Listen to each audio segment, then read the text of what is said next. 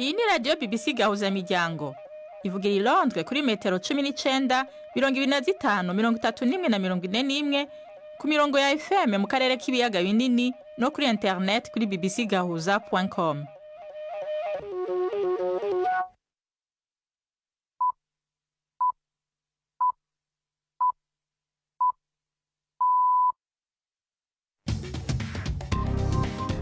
Buni saa 10 n'igice ku isaha mpuzamakungu ya GMT, isaa 12 n'igice mu Rwanda no mu Burundi, muri kumwe na Nina Iradukunda. Ndabahaye mwiriwe n'ikaze bakunzi ba BBC Gahuzamiryango. Izi ni ingingo z'amakuru yo kuri umunsi wa gatatu itariki 16 z'ukwa kane mu 2025. Abanyagihugu bo mu gisagara ca Rumonge, ntara ya Rumonge, bavuga ko ibiciro by'ibifungurwa birotse gushingwa n'ubushikiranganje bw'ubudandaji bitari ko birubahirizwa ku bifungurwa bimwe bimwe, kandi ko n'abadandaza bikikamukiza kugira baronke inyungu z'umurengera. Imvura yaguye mu mpera z'indwi heze Kigali mu Rwanda yahitanye abantu 3, ibomora amazu 63 n'amabarabara indwi, abatari bake barimuka kugira bakingigwe. Abo twasabye kwimuka rero bitewe nuko inzu yawe yasadutse se, turi umukingo tubona yuko ushobora kuriduka isaha n'isaha, n'abantu bagera kuri 935. Ubutunzi bw'isi yose buzogabanuka muri uyu mwaka, nayo ubudandaji buje ku rugero rwo hasi. Ivyo bikaba bishobora gutuma isi yose ija mu kudindira k'ubutunzi nk'uko bivugwa n'ikigo mpuzamakungu kijejwe urudandaza hamwe n'ishirahamwe mpuzamakungu ONU. Tubafitiye n'ikiganiro c'abagore. Aya makuru ahagarariwe na Mark niyo nkuru.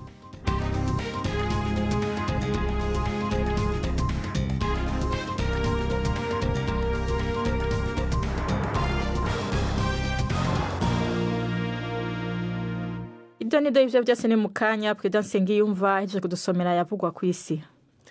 Izamuka ry'ubukungu bw'isi rizagabanuka muri uyu mwaka, ndetse n'ubuhahirane ku isi buzasubira inyuma, bitere ibyago by'ihirima ry'ubukungu ku isi nk'uko bitangazwa muri iyi mpuza ijiva mu muryango ushinzwe ubucuruzi ku isi uzwi nka WTO cyangwa OMC mu mpine, ndetse n'umuryango w'abibumbye bivuga ko amahoro ya Leta Zunze Ubumwe za Amerika ndetse n'igihirahiro mu rwego rw'ubucuruzi muri rusange bishobora kuzibasira ibihugu bikennye cyane kurusha ibindi.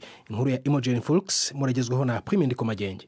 OMC ivuga yuko igereranya ryayo rya vuba kuri uyu mwaka wa 2025 ryerekana ko ubudandaji buzoja 3% munsi yuko bwonganye iyo ayo makori adashingwa, kandi kukaba ari gusubira inyuma biboneka uravye uko byari byifashe kuva umwaka ugitangura. Inama ya ONU ku budandaji n'iterambere CNUSED canke UNCTAD nayo yerekanye ko hari ibyago vyinshi ku butunzi bw'isi budindira. CNUSED nawe musezompi zisaba Amerika guheba umugambi wo kurihisha makori ku bicuruzwa bivuye mu bihugu bikenye cyane kurusha ibindi. Hagati aho Perezida Trump aravuga ko azahura ubwe n'uhagarariye Ubuyapani mu biganiro by'ubucuruzi kuri uyu wa gatatu mu kugerageza kugera ku masezerano y'ibicuruzwa ku buryo bunogeye impande zombi. Abanyamakuru baravuga ko uruhare rwa Trump ubwe muri ibi biganiro rutunguranye, ndetse ko ari ikimenyetso cyo gushaka gutsindagira yerekana ko politiki ye y'amahoro iri gukora. Ubuyapani ni igihugu cy'ingenzi cyane ku bucuruzi muri Leta Zunze Ubumwe za Amerika, kandi cyari kitezwe gushyirirwaho amahoro yo ku rwego rwa 24%. Ubushinwa bwemeye ko amahoro ya Leta Zunze Ubumwe za Amerika azashyira igitutu ku bukungu bwabwo, ariko ko ngo icyerekezo mu gihe kirekire gishikamye. Urukiko rw'ikirenga mu Bwongereza rwanzuye ko igisobanuro cy'umugore mu rwego rw'amategeko ari igishingiye ku gitsina umuntu yavukanye. Guverinoma yavuze ko icyo cyemezo cyazanye umucyo n'icyizere mu bagore n'ibindi bigo bitanga serivisi nk'ibitaro, ubuhungiro n'amakipe y'imikino. Ikirego cyari cyatanzwe n'impirimbanyi z'uburenganzira bw'abagore zareze guverinoma ya Ecosse cyangwa Scotland yari yasobanuye itegeko rireba abantu bavutse ari abagabo ariko biyita abagore bazwi nka transgender mu buryo butavugwaho rumwe. Abacamanza batsindagiye ko aba transgender batazabangamirwa n'iki cyemezo, banavuga ko ngo kidakwiye kubonwa nk'intsinzi y'itsinda rimwe ku rindi. Aya ni amakuru ya BBC. Abantu bagera kuri 24 biravugwa ko bishwe n'ibitero bya Isiraheli igaza kuri uyu wa gatatu nk'uko bitangazwa n'ibitaro byaho. Minisitiri w'ingabo muri Isiraheli yavuze ko abasirikare bazaguma muri aka gace kugeza igihe kitatangajwe. Inkuru ya Yolande Nere uri Yerusalemu murayumva mu ijwi rya Yvette Kabatesi. benshi mu bishwe ngo baba ari abanyagaza harimo n'abantu 10 bo mu muryango umwe. Umuryango ufasha w'abaganga batagira umupaka MSF uvuga ko aho hantu hahindutse icyobo cy'imva rusange y'abanyapalestine n'abagerageza kubafasha. Israeli yasabwe kugira ikibivugaho. Mbere Minisitiri w'Ingabo Israel Katz yari yatangaje ko gukumira kwinjiza imfashanyo i Gaza bizakomeza kugira ngo bashire igitutu kuri Hamas. Umuryango w'abibumbye ONU waburiye ko ubu muri ako gace ubuzima bw'abantu bubangamiwe cyane kurusha uko byahoze kuva iyo ntambara yatangira mu mezi 18 ashize. Umuyobozi w'urwego rwa Loni rukora ubugenzuzi bw'ibikorwa bya Iran ku bisasu bya kirimbuzi yabwiye ikinyamakuru Le Monde ko Iran itari kure cyane yo gukora ibi bitwaro bizwi nka nuclear weapons. Rafael Grossi yabivuze mbere yo kujya mu rugendo i Teheran mu biganiro n'abategetsi ba Iran, ariko Grossi yatsindagiye ko mu rwego rwa Loni rudafite uruhare mu biganiro bindi Iran igirana na Leta Zunze Ubumwe za Amerika kuri gahunda yo gukora ibisasu kirimbuzi. Icyiciro cya kabiri cy'ibiganiro kizakorerwa i Rome ku wa gatandatu nk'uko itangazamakuru muri Iran ribivuga. Iran yatsindagiye ko gutunganya ibisasu kirimbuzi ari uburenganzira bwayo butagirwaho impaka, mu gihe intumwa ya Trump ivuga ko Tehran igomba guhagarika iyi gahunda yayo. Impirimbanyi z'uburenganzira bw'abagore muri Sudani ziravuga ko abarwanyi b'umutwe wa Rapid Support Forces bafashe ku ngufu mu buryo bugari mu gihe cy'ibitero byo ku nkambi y'impunzi za Muzam. Umuryango wabo uzwi nka Strategic Initiative for Women ukorera mu karere k'ihembe rya Afurika wanavuze ko abagore n'abakobwa bagera kuri 25 bafashwe bunyago n'abarwanyi ba RSF. Bigereranywa ko abantu 400 bishwe mu gitero cyagabwe izamzamu. Abashakashatsi muri kaminuza ya Yale muri Leta Zunze Ubumwe za Amerika bavuga ko amashusho y'ibyogajuru ku nkambi y'impunzi yerekana amazu ari gukongoka ndetse n'umwotsi. Bavuga ko zamzamu mu minsi ishize yari icumbikiye abantu ibihumbi bigera kuri 500 bakuwe mu byabo, iri gusenywa mu buryo buteguwe neza cyane. Nina. Urakoze President Sengiyumva kuri aya makuru aje kudushikiriza.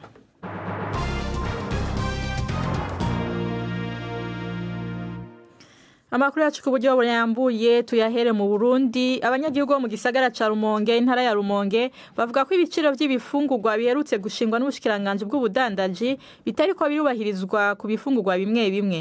Bavuga ko bituma umuguzi atoroherwa. Bagiriza abadandaza kwikikamukiza kugira baronke inyungu y'umurengera. Yamara abadandaza bavuga ko ubukene bw'igitoro bumaze hafi imyaka 4 bwugareje igihugu cy'u Burundi buri mu bituma baduza ibiciro. Bemeza ko ibiciro byo kunguruza ibidandazwa kiri hejuru cyane, kandi niyo barangurira basanga ibintu byarazimvye. Ku buyobozi bw'intara ya Rumonge bamenyesheje ko iki kibazo bariko bagikurikiranira hafi. Ni inkuru ya Gildas Hundimpundu. Byose byabaye naba ahubwo no gusengera igihugu marika icyo tuca. Aha Aline Ndeho kubgayo yaraguye mu gahundwe igihe umudandaza yarahejeje kumubwira igiciro c'ubushaza butoto. Ikiro kigurwa ibihumbi 12. Ni mu gihe ubushikiranganje bw'ubudandaji bwari bwategetse ko kidashobora kurenza ibihumbi 6. Aline yahavuye ataromoka agenda adasumye, ntabona ingene agiye kubaho. Abantu dufise ikigazi nico turonderamo kira kintu cyose. Ugiye kugura ibati nturishobora, ugiye kugura agasima ntukashobora, urumva, ugiye kugura ibiribwa ntubishobora. Ahubwo uri umukeneho utekana wibaza ni bake honyene boshobora kugura n'utwo dushaza, benshi baca bahunga. Ingorane y'ibiciro biri hejuru cyane iribonekeza no ku bindi bifungurwa bimwe bimwe. Akarorero, ikiro c'indagara zumye kandi zisanzwe zirobwa aho nyene mu Rumonge kigurwa ibihumbi 120, mu gihe leta yashinze ko kitorenza ibihumbi 60. Ikiro c'isukari kigurwa ibihumbi 10. Yamara mu mategeko ni ibihumbi 6 gusa. Na pilipili mbuzi isigaye arakananira abahinga. None vyo bayiva koki? Amina dandereza mu isoko rya Rumonge. Pilipili hatuna pe tunazilimia pa Rumonge. Ipilipili idufisa aho twozirima mu Rumonge. Tuzirangura mu Gitaza. Imwe tugurisha 200. Ikiro ni 10. Ico bushaza ni 12. Ntuzi yuko kuyunguruza bisigaye bigoye. Nta gitoro gihari. Mu minsi heze gushika mu Gitaza twari 600. Ubu badusaba 10. None ushizemo kwiyunguruza ivyo uzanya wumva bice bihagarara murangaye. Cyose biterwa n'igitoro. Unasema gisi unarangwa biashara zishaka kupanda bei kwa sababu ya kitoro. Nubwo biruko hari n'ibindi biribwa usanga vyisunga ibiciro vya leta. Uyu mudandaza aratubwira bimwe bimwe.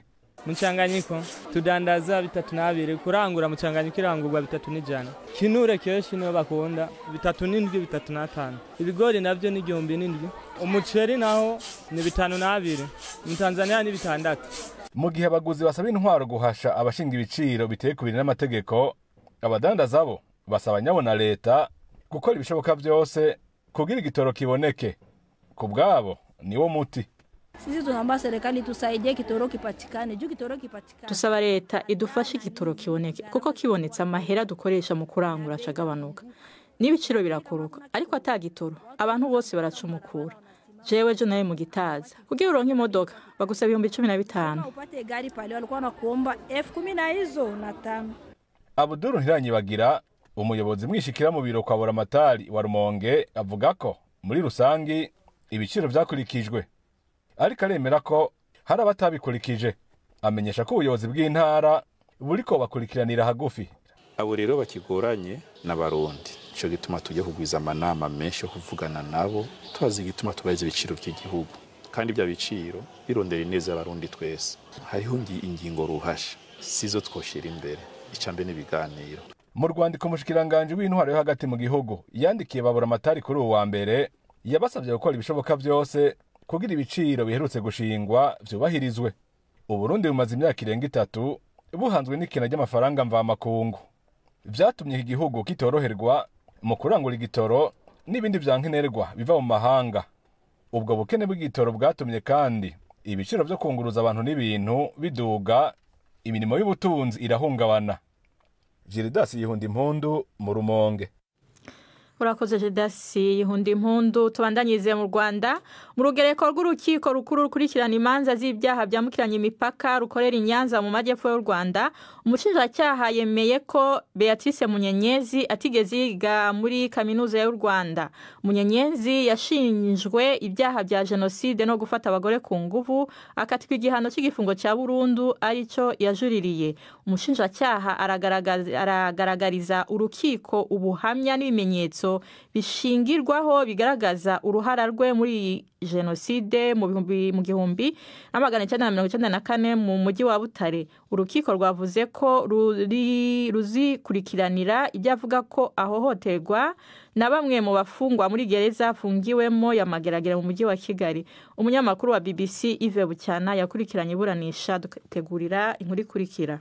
Mwiburanisha kuri uyu wa gatatu umushinjacyaha yemeye ko Beatrice Munyenyezi koko atigeze yiga muri kaminuza nkuru y'u Rwanda iri Butare.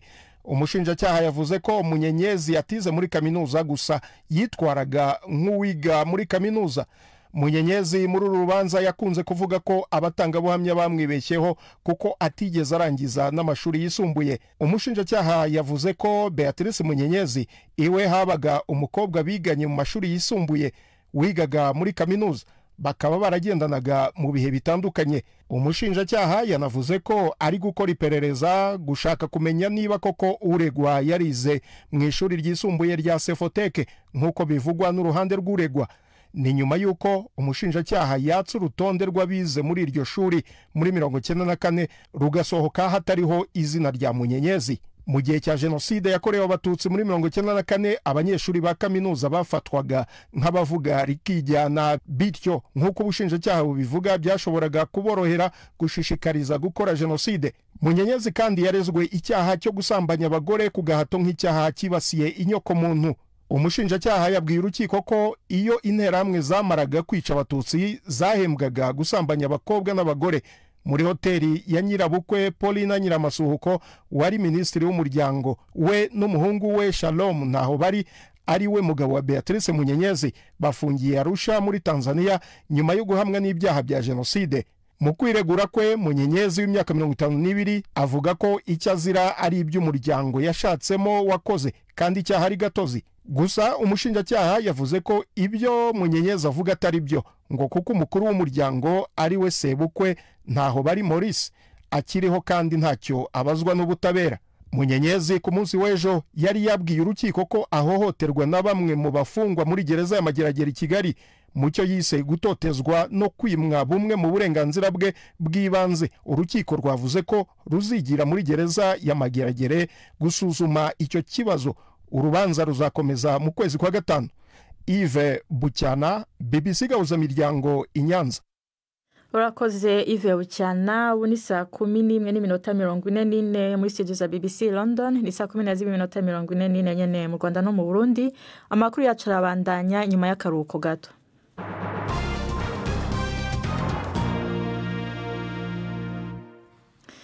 Tukiri mu Rwanda nyene, abantu batatu barapfuye, amazu 63 n'amabarabara 7 barasambuka kubera imvura y'isegenya yaguye i Kigali. Iyo mvura kandi yarononye n'ibindi bikorwa bifitiye akamaro abanyagihugu ndetse n'abantu 973 bakugwa mu mihana yabo. Leta yaratanguye kubafasha mu kubaha amahera yo kuba barabayemwo. Navuganye na Emma Claudine Ntirenganya, umuyobozi mukuru ashinzwe guhanahana amakuru n'uburezi rusange mu gisagara ca Kigali, ambwira ingene ivy'iyo mvura vyatanguye. Kwa gatanu nibwo yatangiye kugwa, igwa ari nkeya ahagana nimugoroba, ariko bigeze nijoro itangira kugwa, hanyuma no kwa gatandatu yirirwa igwa no ku cyumweru. Urebye rero isa naho ubundi yaguye hafi nk'iminsi 2 utaruhuka, yari imvura nyinshi cyane. Ubu ariko yahagaze ntayiri kugwa. Yego, ubu ngubu ntayiri kugwa, tuvugana hanze harimo harava kazuba, ariko kakandi tujya tuvuga ngo nakayagirizo birasa naho wagira ngo ishobora kuza kugwa nimugoroba. Ikindi kandi niyitanagwa uyu munsi nta gitangaje ko ejo cyangwa ejo bundi yakongera, kubera ko turi mu gihe cy'itumba. Itumba ni igihe cy'imvura nyinshi mu Rwanda, ni nacyo gihe cy'imvura gikuru, na Meteo Rwanda nayo yamaze gutangaza ko muri iyi minsi iri imbere nibura ibyumweru nka 2 harimo imvura nyinshi. Imaze konona ibintu bingana gute? Kugeza ubu igikomeye nuko twabuze ubuzima bw'abantu 3, n'umuntu umwe muri buri karere. Muri Gasabo twabuze umusore w'imyaka 20 yatwawe na ruhurura. Muri Kicukiro tubura umusore w'imyaka 23 nawe yatwawe na ruhurura. Naho muri Nyarugenge twabuze umwana mutoya w'imyaka 3, inzu yararyamyemo igisenge cyaraguye kiramugwira. Ababuze ababo dukomeje kubihanganisha. Hanyuma hari inzu zasenyutse zigera kuri 66. Nuduce navuga ngo hafi ya twose, ariko ahari ibyangiritse urebye bisa naho ari byinshi ni muri Gasabo, bagakurikirwa na Nyarugenge. Kicukiro niyo idafite abantu benshi cyane bafite ibibazo. Tufite imihanda 7 ifite ibyangiritse. Ikindi hari poto y'amashanyarazi yaguye, ariko n'imyaka y'abaturage nayo yarangiritse. Abo twasabye kwimuka rero bitewe nuko inzu yawe yasadutse se, turi umukingo tubona yuko ushobora kuriduka isaha n'isaha, mbese ahantu uri harashyira ubuzima bwawe mu kaga, dukurikije ko tukiri mu gihe cy'imvura nyinshi. Ni abantu bagera kuri 935. Mwabimuriye hehe se? Abangaba iyo twageze muri ibi bihe by'imvura abantu bagomba kuva hashyira ubuzima mu kaga, tubasaba kugerageza gushaka aho bajya gukodesha, cyane cyane ko abenshi muri aba bantu baba basanzwe n'ubundi bakodesha, cyane cyane nko muri Nyarugenge. Muri Nyarugenge imibare minini y'abantu tubona ni abakodesha kurusha ba nyirinzu. Abakodesha rero bashishikarizwa kujya gukodesha ahandi hadashyira ubuzima mu kaga. Hanyuma ba nyirinzu nabo niba adafite inzu ahandi hantu, iyo ngiyo yagize ibibazo akaba ariyo yabagamo, agashishikarizwa ko nawe yakwihangana agatangira gukodesha. Iyo rero batarabona amazu bakodesha, bamwe bacumbikirwa n'inshuti, abandi bagacumbikirwa n'abavandimwe, ariko abadafite inshuti cyangwa abavandimwe bashobora kubacumbikira, natwe turabacumbikira. Duteganya site zitandukanye zishobora kubakira, inyinshi kubera ko muri iki gihe turi mu kiruhuko zikaba ari ibigo by'amashuri. Usibye kuba icumbi, hari undi bufasha mubaha? Turabutanga, dutanga amafaranga bashobora kugerageza gushakishamo irindi cumbi mu buryo bwihuse. Tugatanga amafaranga y'ukwezi kumwe ku bari basanzwe ari abakodesha, noneho n'amafaranga y'amezi 3 ku bari basanzwe ari ba nyirinzu. Uwo yari Emma Claudine Ntirenganya. Ubu n'umwanya w'ikiganiro cy'inkino mushikirizwa na Yves Bucyana. Imikino kuri BBC Gahuzamiryango. umugoroba mwiza bateze amatwi BBC. Amakuru y'imikino ndayahera mu Rwanda mu mupira w'amaguru. Ku munsi w'ejo hakinwe imikino ibanza ya kimwe cya kabiri cy'igikombe cy'amahoro. Umukino wahuje Mukura Victory Sport na Rayon Sport ku kibuga cya Huye ntiwarangiye. Uyu mukino wasubitswe ugeze ku munota wa 27 nyuma yaho amatara yari yakomeje kugorana, urumuri ari ruke ku kibuga. Icyo gihe amakipe yombi yanganyaga ubusa ku busa. Uwo mukino ukaba wari wakererewe no gutangira iminota 28 yose. Haracyategerejwe icyemezo cy'ishyirahamwe ry'umupira w'amaguru Ferwafa. Undi mukino wahuje Police FC na APR FC urangira amakipe yombi anganya igitego 1-1. Imikino yo kwishyura iteganyijwe kuwa gatatu w'icyumweru gitaha.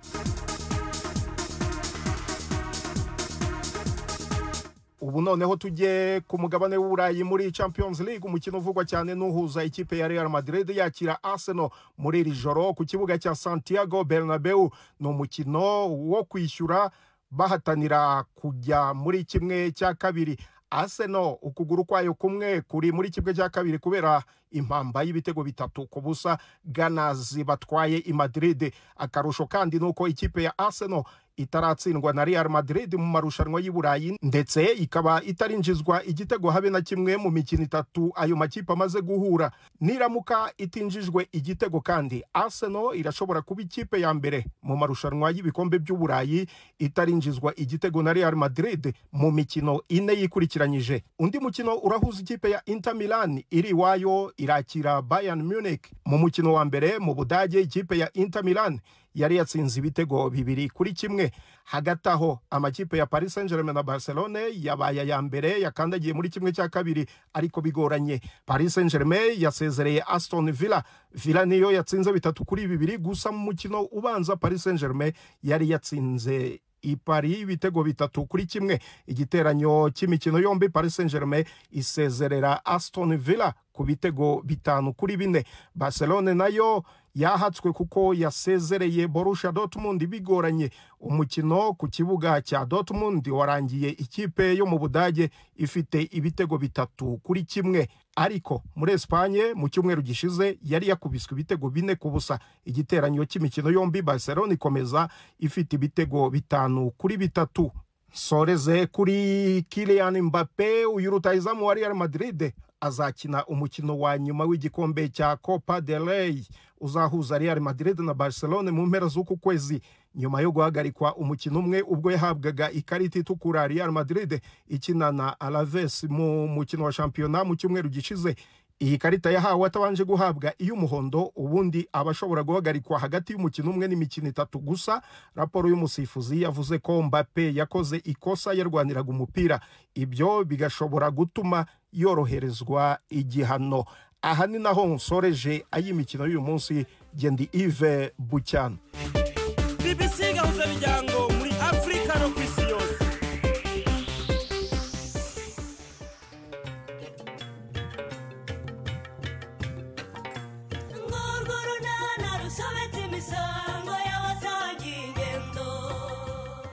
Mu kiganiro runana cyo kuri wa kane twabateguriye latakire ntubaceho rwose nyabona dore imvura bamereye nabi. Nkuko watugiriye impuye nyine ukaza kudukiza imvura na Nyesi rwose reka tumutware we na mama. Muze tubugamishanye. Ese buryo ni wowe fi. Urakoze guhagarara pe. Imvura yari tumereye nabi. Uretse kwinjira muri iyo modoka nyine. Uri yicayemo ninde? Nigiye mukecuru. Imwurire tubahe lift tubageze imbere gato. Beya. Ni wowe wicaye imbere. Ni 12:45 kuri BBC.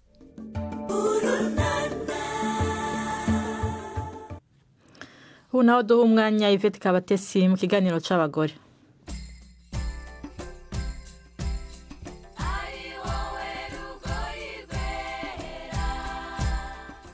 hakugira ngo wicare buri kimwe cyose ngo papa oya cyangwa ngo mama oya hagukura amaboko mu mufuka ukore. Mwiriweho neza. Yitwa Iradukunda Marie Rose, avuga ko ari we mukobwa wenyine ukora akazi ko kwikorera imizigo yabaje guhaha mu isoko ryo mu mujyi w'akarere ka Musanze mu ntara y'Amajyaruguru. Ubwo twamusuraga wari umunsi w'akazi nk'indi yose, ariko yafashe akanya aratuganiriza. Mfite imyaka 25, nkaba nkora akazi k'ubukarani nagatangiye mu mwaka wa 2018 numva bidashoboka nisanga mu bahungu gusa ndi umukobwa mu bakarani 200 ariko byaranshobokeye. Ushobora kwikorera nk'imizigo y'ibiro bingahe? 50. Uyikorera gusa n'amaboko cyangwa ukoresha n'ingorofani? Aya nikorera ku rutugu ntabwo ari ku mutwe kuko ku mutwe ntabwo nabibasha. Hama rero urabona abakiriya byoroshye? Nyine bamanza babyanga bavuga ati reka ngo ntabwo twavunisha ngo umukobwa havuga ati se none kariko kazi kanunze wanyira akazi ati ushobora ibiro bingahe nkamuga ati ni 50 ngaho ngwino ngo tugere nibura bishobora bakakamba. Wahisemo gute gukora ku kazi nyine ko gufasha abantu kwikorera imizigo no kubahahira? Natangiye nkora akazi k'ubuzunguzaye rero nkabona ntaho nzagera badufata badufunga nkabona n'amafaranga nashoye nta nayo nungutse kubera ko babitwaye. Noneho nigira inama ndavuga ati ariko ubundi wakwisanisha na bari abahungu nkabinjiramo. Bamanje kubyanga bambibwiye papa nawe amanza kubyanga aravuga ati uri umukobwa ugiye kwikorera imizigo uzabishobora. None ndavuga ati ngewe nzabishobora kuko ngewe mbyiyumvamo habwo nyemerera. Aravuze ati rero ntabwo nagukuramo ikikurimo. Baranyemereye agenda kwa perezida w'isoko. Perezida w'isoko nawe amanza kubyanga aravuga ati reka batazajya baramukubita batazajya baragira ute. Amanza kubyanga papa aravuga ati none se ko bibi murimo wabereka akabikora. No hama nuko baba baranyemereye mba nambaye igisarubeti mba ndakoteje narabishoboye n'ubu ndacyabikora. Ubana gute ukorana gute nabo bahungu uvuga cyangwa se abasore? Bwa mbere ntabwo twabanaga neza kubera yuko abakiriya benshi barazaga kuvuga ati turakoresha uriya mukobwa. Noneho hama bakanyanga bakavuga ati nabatwariye abakiriya ariko uko bwije no kubukeye tugenda twiyumvanamo. Ubu basigaye bamfata nka mushiki wabo. Bajye bakuguhohotera se bakaba bagukubita nyine nk'uko wa mugani n'abayobozi babivugaga mbere yuko kwemerera gukorera mu isoko? Oya mbere nibwo babikoraga nyikinjiramo urukumva ko ntabwo twari twakamenyeranye. Barankubitaga nyine ariko bakankubita turi gutaha mu kajoro abantu batabireba. Hama mbangiye mbibwira perezida w'isoko tuba dufite n'abayobozi koperative ndagenda mbariga ku bayobozi abayobozi barabahana ntabwo byongeye kuva icyo gihe. Umuntu se ubu ngubu tuvuge nk'iyo haje umukiriya ubu ngubu akareba wowe akabona nawe bahungu abanza guha akazi ndi? Kubera ko tugendera ku murongo buri modoka ije guparika hara muri parikingi y'isoko abageze imbere nibo bayiviraho. Inuko nkuko dukora kereka unzi cyangwa ushaka kunkoresha ugahita uvuga ati ngiye nshaka uriya mukobwa mpita mva mu murongo nkahita nza kukumva ibyo ushaka kumbwira. Rero ni akazi kakorohera se kwikorera imizigo uri umwana w'umukobwa w'imyaka 25? Byamanje kundura bwa mbere nanjye nkumva yuko ntabishobora ariko nkihakanya abagabo yuko ndabishobora. Utaha mu rugo utatagangaye utananiwe cyane? Oya ntabwo mba nananiwe cyane nyine iyo mbonye ari byinshi nanjye mfata umukara n'umugenzi wanjye nkamubwira ati ntwaze. Nta wundi murimo ukora nibyo ukora ubu ngubu? Nta wundi murimo nkora.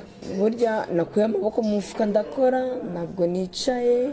Uko ngenda nkora ngenda nzigama umunsi nzayagwiza nanjye nzakavamo ndebe ibindi nkora. Ese nk'abandi bakobwa iyo bakureba baranseka bakavuga ngo dore umukobwa w'umukara. Hari n'umbona ko ndi umusazi nyine nk'uriya mukobwa uri mu bahungu bangana kuriya ari umwe bagakeka ibindi ntabwo wabibabuza ariko nta kintu bintwaye kubera ko ntazi n'inyungu yako nicyo kamariye ndagakunda. Iradukunda Marie Rose ukora umurimo wo kwikorera imizigo mu isoko rya Musanze mu ntara y'Amajyaruguru. Ni naha rero dusoreje muramuke neza. Urakoze Yvette Kabatesi na Marie Rose Iradukunda mwariko muraganira. Amakuru no munsi yaragarukiye ngaha mwashikirijwe na Nina Iradukunda yarahagariwe na Mark niyo nkuru mu buhinga bw'ivyuma twafashijwe na Derek. Mwakoze kubana natwe na Gahwana.